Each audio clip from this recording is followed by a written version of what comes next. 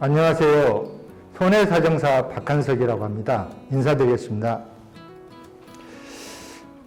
자, 오늘은 교통사고가 났을 때 현장에서 당황하기 쉬운데 알아두면 좋을 최소한의 사항에 대해서 같이 한번 알아보도록 하겠습니다. 교통사고가 나면 주의해야 될 사항이 몇 가지가 있는데요. 뺑소니 혐의를 받지 않도록 하는 걸 염두에 둬야 됩니다.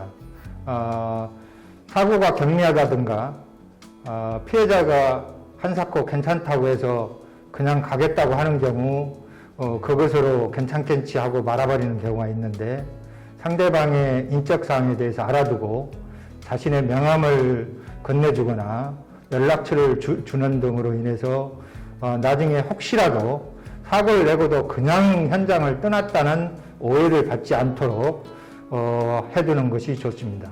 대개의 경우 사소한 사고에 있어서 나중에 피해자 측이 집에 돌아간 다음에 주변 사람들에 의해서 사고 운전자가 뺑소니를 했다고 경찰서에 신고하는 경우가 왕왕 있는데, 이런 부분은 만일의 경우 필히 염두에 두고 불상사가 발생하지 않도록 하는 게 필요합니다. 두 번째로 교통이 번잡하고 통행속도가 빠른 지역에서는 사고 후에 바로바로 조치를 하지 않으면 제2의 큰 사고가 발생할 수도 있는데, 사고 현장에서는 자신의 안전을 챙기는 건 상당히 중요합니다.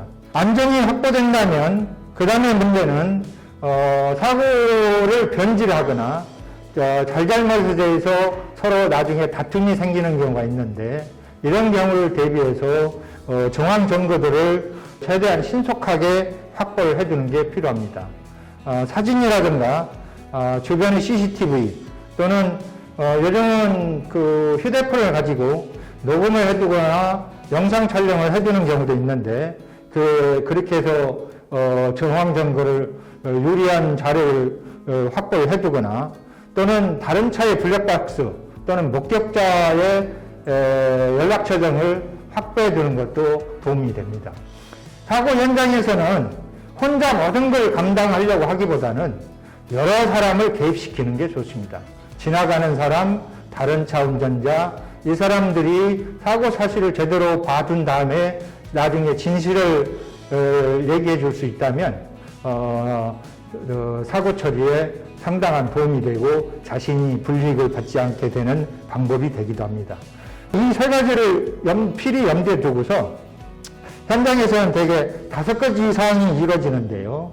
사고가 나면 차를 바로 세워야 되고, 차를 계속해서 이동하면 바로 뺑소니가 되기 때문에 그 자리에 바로 세우고, 그 다음에 부상자가 있는지 없는지, 있다면 어느 정도 다쳤는지 확인을 해서 빨리 병원으로 이송토록 조치를 하고, 아까도 얘기했지만 혼자서 감당하려고 하기보다는 경찰서에 신고나 부상자의 병원 이송은 다른 사람의 도움을 받는 게 좋습니다. 자신이 감당하기보다는 다른 사람의 도움을 받아서 부상자 구조 조치를 하고, 제2의 사고 방지를 위해서 차를 안전한 장소로 이동을 시키고, 그리고 시간이 난다면 사고 관련 정황 정보 등을 확보를 하고, 그리고 사고 상황을 봐서 보험회사의 도움을 받을 건지, 대개는 보험회사에 사고 통보를 하게 됩니다. 그리고 보험회사가 현장 출동을 하게 되면 그들의 도움을 받게 되는데, 하여튼 필요성을 판단해서 보험회사에 통보를 하고, 필요하다면 사고를 경찰서에 신고하는 것도 필요합니다. 모든 교통사고가 경찰서에 신고되는 건 아닙니다. 연간 100만 건 이상의 교통사고가 발생하고 있지만 경찰서에 신고되는 건수는 한 20 내지 30% 정도가 되는데, 경찰서에서도 당사자들끼리 해결 가능한 사고건에 대해서는 해결하는 걸 용인하고 있습니다. 그래서 신고해야 되는 건 아닌데, 신고의 필요성이 있다면, 예를 들면 사고 사실이 부인된다든가 접촉 사실이 부인된다든가, 내지는 사고 내용 경위가 변질될 가능성이 있다고 한다면 경찰서에 미리 신고를 해줘서 경찰의 객관적인 사실이 조사 확인되도록 하는 것도 나중을 위한 방법입니다. 이러한 5가지 사항은 순차적으로 이루어질 수도 있고 앞뒤 없이 같이 병행적으로 이루어질 수도 있습니다. 이런 건 미리 생각을 해두고 염두에 두면 만약의 경우에 조금은 덜 당황하게 되고 올바른 조치를 할 수 있을 거라고 생각됩니다. 이상으로 사고 현장에서 필요한 최소한의 조치는 말씀을 드리고, 다음으로는 2-3가지 정도의 질문과 답변을 하는 걸로 하겠습니다. 어떤 운전자분이 대리운전을 하다가 사고가 났는데 이 고객의 차가 손상돼서 수리를 하게 됐고, 그래서 그 고객의 차를 대리운전 자동차 보험으로 보험 처리를 하게 됐는데, 대리운전 자동차 보험은 차 수리비, 고객의 차에 대해서는 차 수리만 보상하고 렌트비를 보상하지 않게 되는데, 이때 대리운전자가 그 고객의 차를 수리하는 기간 동안 렌트비를 물어줘야 하느냐 하는 질문입니다. 이게 실제로 있었던 질문이기도 하는데요. 이 자동차 보험 중에 그 보장 내용이 여러 가지가 있는데, 그 중에 운전하던 차의 보상은 자동차 보험 중에서 자차에서 하게 되는데, 자차는 그 수리비만 하고 있는 게 대부분입니다. 그래서 이 렌트비에 대해서는 그 자차보험에서 보상하지 않게 되는데, 이거는 대리운전자가 그 고객 렌트비를 보상할 수밖에 없고, 또 대리운전을 하는 경우는 이 부분 외에도 자차 수리 시에는 반드시 자기부담금이 발생하게 되는데, 최소 20만 원, 최고 50만 원으로 정하는 게 보편적이긴 한데, 이 자차 수리 시에 자기부담금을 역시 대리기사가 고객에게 배상을 해줘야 되는 항목이기도 하고, 다음으로 차를 수리하게 되면은 차의 중고 매매 시세가 하락한다고 해서 차 가치 하락 손해가 발생하게 되는데, 이 차 가치 하락 손해도 요즘 들어서는 자기 권리 욕구가 강해져서 고객들이 배상을 요구하는 경우가 있는데, 하여튼 보상을 원한다면 대리운전자가 보상을 해줘야 될 수도 있습니다. 이같이 그 보험에서는 다 보장되지 않는 내용들이 많이 있는데, 이런 보장되지 않는 부분들은 어쩔 수 없이 대리기사의 부담이 될 수밖에 없고, 따라서 운전을 하는 동안 사고가 발생하지 않도록 최대한 조심하는 수밖에 없고, 그 다음에 만약에 사고가 발생한다면 이런 비용 등이 최대화되지 않도록, 커지지 않도록 하는 노력도 필요합니다. 결혼은 배상액을 감면받을 수도 있고요. 그런 부분들도 노력을 할 필요성이 있습니다. 하여튼 사고를 내지 않는 거, 이건 중요한 것 같고요.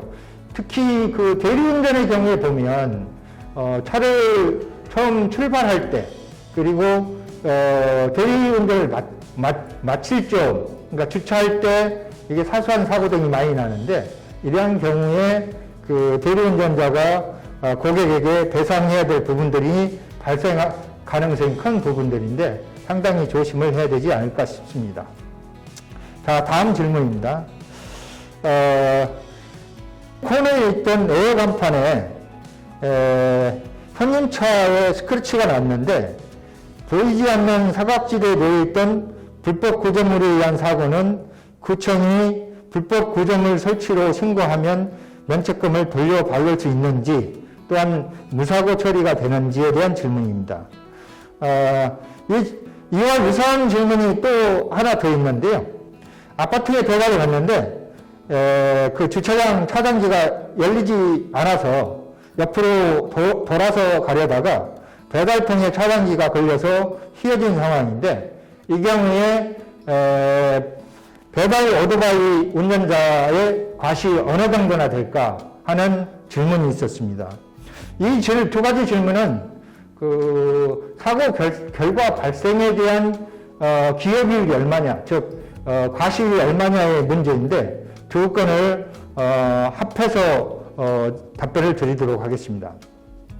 자, 우리가 교통사고가 나면 상호간의 과실 비율이 몇 프로냐에 대해서 따지는 경우가 많은데, 이 과실 비율을 따지는 것은 사고로 인해서 발생한 결과, 즉 금전적 손실에 대해서 누가 얼마씩 부담할 건가, 그걸 정하기 위해서 따지는 겁니다. 그래서 누구의 책임 비율이 얼마냐를 따지는 건데, 그 책임 비율에 따라서 발생한 손해를 분담하는 하는 부분이어서 그런 건데,